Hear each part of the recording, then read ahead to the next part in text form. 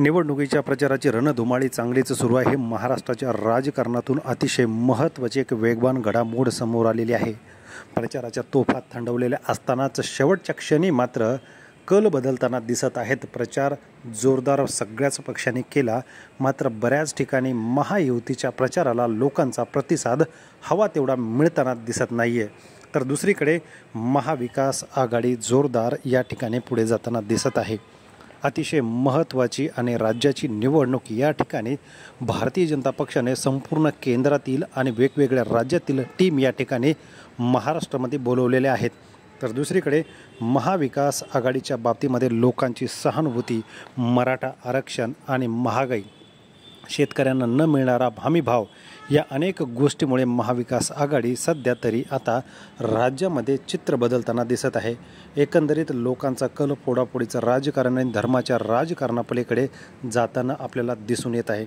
या ठिकाणी राज ठाकरे महायुतीच्या विचारसरणीशी असून त्यांच्यासोबत कुठे सेटलमेंट तर कुठे विचारसरणी पुढे घेऊन जाताना दिसत आहे। तर दुसरीकडे युवा नेत्यापासून तर ज्येष्ठ नेत्यांच्या तोफा या ठिकाणी प्रचाराच्या धडकलेल्या आहेत।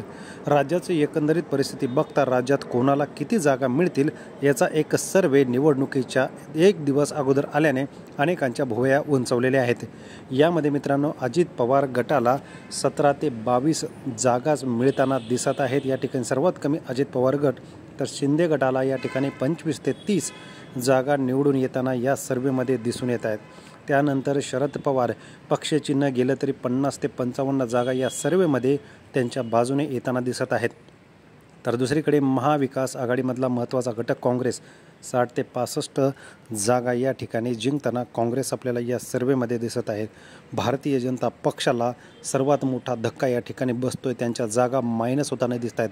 65 ते 72 जागा मराठा आरक्षण फॅक्टर खूप महत्त्वाचा ठरतो त्यांच्या विरोधात। तर उद्धव ठाकरे यांच्यासाठी सहानुभूती मोठ्या प्रमाणात असून 54 ते 62 जागा ठाकरेंच्या जिंकतील। मित्रांनो, आपल्या विधानसभेचा आमदार कोणत्या पक्षाचा होईल कमेंट करा व चॅनलला सबस्क्राईब करा।